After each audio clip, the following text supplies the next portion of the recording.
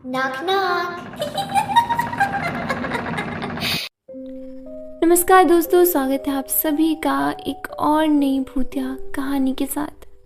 दोस्तों, हमारी आज की कहानी है हैदराबाद के कुंदन बाग की। आज की ये भूतिया घटना जुड़ी है कुंदन बाग के एक घर से, जिसके मालिक थे वशिष्ठ नारायण सिंह, जिनके मरने के बाद ही इस घर में भूतिया घटनाओं का सिलसिला शुरू हो गया। कहानी शुरू करने से पहले अगर आप मेरे चैनल पर नए हैं तो इस वीडियो को लाइक करना, शेयर करना और हाँ, मेरे चैनल को ज़रूर सब्सक्राइब करना ऐसी ही और भूतिया कहानियाँ सुनने के लिए। तो अब बढ़ते हैं कहानी में आगे।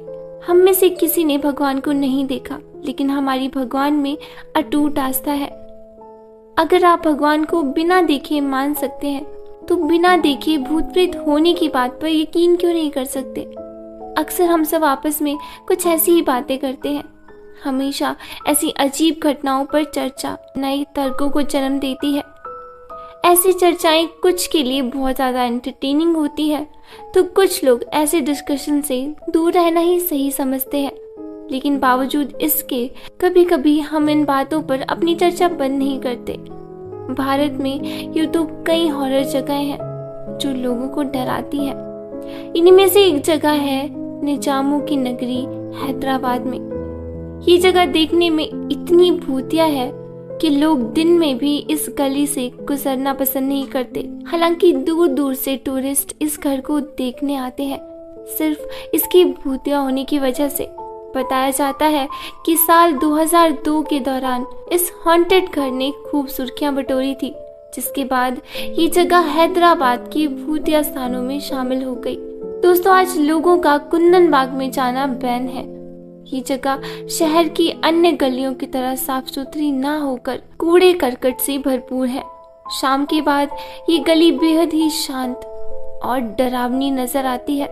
आखिर ऐसा क्या हुआ था कि कुंदन बाग जैसे रिहायशी इलाके को लोगों ने इस तरह सुनसान और अकेला छोड़ दिया। बेसिकली ये कहानी पता चलती है 2002 में। मोहम्मद साजिद नाम का एक चोर काफी दिनों से मिस्टर सिंह के घर पर नजर रख रहा था।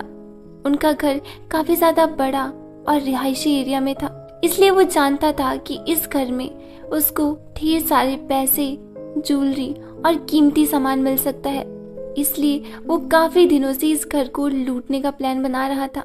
वो डेली इस घर पर नजर रखता था। उसे इस घर के लोग बहुत ही कम नजर आते। उसे घर में कभी कभार किसी की परछाई नजर आती, लेकिन लोग साफ नहीं दिखते थे। इसलिए वो समझ गया था कि इस घर के अंदर जो भी रहते हैं वो ज्यादा कहीं बाहर आते जाते नहीं हैं, और उसने उस घर के लोगों को कभी बाहर आते जाते देखा भी नहीं था। इसलिए उसे लगा कि शायद इस घर में कोई बुजुर्ग रहते हैं जो कि ज्यादा बाहर आना जाना पसंद नहीं करते। एक दिन मौका देखकर उसने अपने पास एक चाकू और एक बैग रखा और उसे लेकर वो उस घर की पिछले खिड़की से घर के अंदर घुसा। उसने सबसे पहले ग्राउंड फ्लोर में जाकर घर के सभी कमरों को छाना, लेकिन वहां पर उसे कोई भी ज्वेलरी नहीं मिली। इसलिए उसे लगा कि शायद ऊपर वाले फ्लोर पर अपने बेडरूम में उन्होंने ज्वेलरी और पैसे छुपाए होंगे। इसलिए वो चाकू लेकर सीधा उनके बेडरूम में घुस जाता है। वो जैसे ही बेडरूम की तरफ बढ़ता है तो उसे बहुत ही गंदी स्मेल आती है, जैसे कि किसी मरे हुए जानवर की।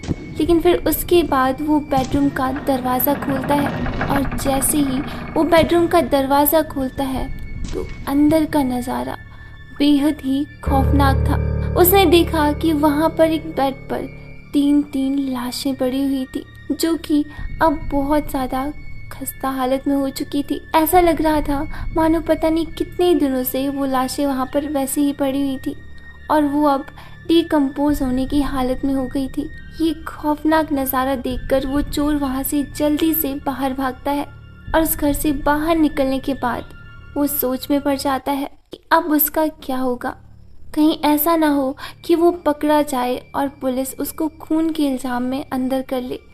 ये सब सोच विचार कर वो सीधा हैदराबाद की पुलिस स्टेशन में जाता है और वहाँ पर जाकर पुलिस को सारी सच्चाई बताता है कि कैसे वो उस घर में चोरी करने गया था, लेकिन वहाँ पर तीन लाशें पड़ी हुई हैं। उसकी ऐसी बातें सुनकर पुलिस काफ़ी ज़्यादा हैरान हो जाती है। वो सोचती है शायद इसी चोर ने उनका कत्ल किया है और अब खून के इल्जाम से बचने के लिए वो झूठे बहाने बना रहा है। पुलिस उसको उनके खून के इल्जाम में हिरासत में ले लेती है और उसे लेकर उसी घर के अंदर पहुंचती है। वो जाकर देखते हैं कि बेडरूम में बेड पर वाकई 3 लोगों की लाशें पड़ी हुई थी, जिन्हें पहचानना अब काफ़ी ज़्यादा मुश्किल था क्योंकि वो लाशें काफ़ी ज़्यादा फूल गई थी और डिकम्पोज होने की हालत में थी। वो काफ़ी ज़्यादा सड़ गल चुकी थी। पुलिस फौरन उन्हें पोस्टमार्टम के लिए भेज देती है। वो उस चोर से पूछताछ करती है और सच्चाई पता करने की कोशिश करती है। पुलिस के शक की सुई अभी भी उसी चोर की तरफ घूम रही थी। उन्हें लग रहा था कि चोर ने ही उन आदमियों को मारा है, लेकिन वो चोर उनको बार बार बोल रहा था कि उसने ऐसा कुछ नहीं किया। लेकिन पुलिस ये बात मानने को तैयार ही नहीं थी। लेकिन जब उन लोगों की पोस्टमार्टम रिपोर्ट आती है तो पुलिस के भी रोंगटे खड़े हो जाते हैं। पुलिस को पोस्टमार्टम रिपोर्ट में पता चलता है कि ये लाशें 3-4 दिन या फिर 1-2 हफ्ते पुरानी नहीं है, बल्कि 6 महीने पुरानी है। ये सुनकर पुलिस को शौक लग जाता है और अब उन्हें समझ आ गया था कि ये चोर बेकसूर है और वो सच कह रहा था और इसका सबूत इनको घर में ही मिल गया। घर में पड़ी फिनाइल की एक खाली बोतल। पोस्टमार्टम रिपोर्ट में पुलिस वालों ने ये पाया कि इन तीनों की मौत जहर खाने की वजह से हुई थी और उनको उसी घर में सबसे हैरान कर देने वाली चीज़ मिली। उस घर में उनको काले जादू का सामान मिला और उसी कमरे में जहाँ पर उन्होंने सुसाइड किया था उनको दीवार पर खून से कुछ लिखा हुआ मिला। दोस्तों, ये बहुत ही ज़्यादा हैरानी की बात थी कि इतने अमीर लोग और उनके घर पर काले जादू का सामान। लोगों ने अब उस घर में रहने वाली उस औरत को डायन या चुड़ैल मानना शुरू कर दिया था और इस कारण भी इस घर को भूतिया माना जाने लगा। पुलिस वहां पर पड़ोसियों से पूछताछ करने निकलती है तो उन्हें पता चलता है कि कुंदनबाग कॉलोनी के इस घर में माता पिता और 2 बच्चियों का परिवार रहता था। एक दिन इस परिवार के मुखिया यानी कि दोनों बच्चियों के पिता कहीं चले गए और फिर कभी नहीं लौटे। कुछ पड़ोसियों के अनुसार माँ और बेटियां बहुत अजीब थी। अक्सर दोनों बेटियां घर से बाहर खून से भरी बोतल के साथ खेलती थी। पड़ोसियों की माने तो अक्सर घर के अंदर से कुछ अजीब आवाजें भी आती थी। लेकिन जब पड़ोसियों को इस बात की भनक लगी कि उस घर से 3-3 लाशें मिली हैं, तो वो सब भी सकते में आ गए। उन सब के होश उड़ गए और सोचने लगे कि आखिर इस घर के बाहर कौन सी बच्ची खेलती थी। उनका कहना था कि ऐसा हो ही नहीं सकता क्योंकि वो रोज उस घर की गैलरी में औरत को अक्सर खाने के बाद घूमते हुए देखते थे और बच्चियों को अक्सर खेलते हुए देखते थे। वो भी ये सोचने पर मजबूर हो गए कि आखिर इस घर के बाहर कौन बच्ची खेलती थी और घर में गाना कौन गाता था। जिसके बाद इस घटना ने उस दौरान बहुत तूल पकड़ा और हर कोई हैरान था। बाद में पुलिस द्वारा इस घर में ताला डाल दिया गया और लाइट भी काट दी गई। इसके बावजूद घर के पहले हिस्से में लाइट को चलते हुए देखा। हालांकि घर के अंदर लाइट कौन चलाता है कौन नहीं ये कोई नहीं जानता क्योंकि घर के अंदर सभी का जाना बैन था। कई प्रेत बाधित जगहों की तरह कुंदनबाग प्रेत बाधित घर की कहानी पर बहुत बहस हुई। कुछ लोगों का कहना है कि ये कहानी बनाई गई है ताकि लोग इस घर पर कब्जा न करें, न ही इसे खरीदे। तो वहीं कुछ का कहना है कि ये जगह भूतिया है और उन्होंने यहाँ कई अबनॉर्मल चीजें देखी हैं, चीजें महसूस की हैं।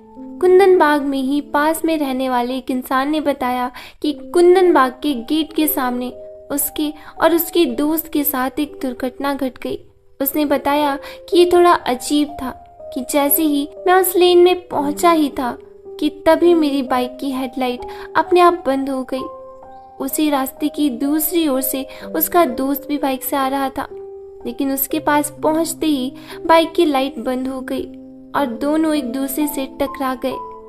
ये कोई पहला किस्सा नहीं है। अक्सर इस रास्ते से गुजरने वाले लोग किसी न किसी हादसे का शिकार होते हैं। पुलिस भी इस एरिया में पेट्रोलिंग करती है। कोई नहीं जानता कि आखिर राज क्या है, सच्चाई क्या है, कोई नहीं जानता।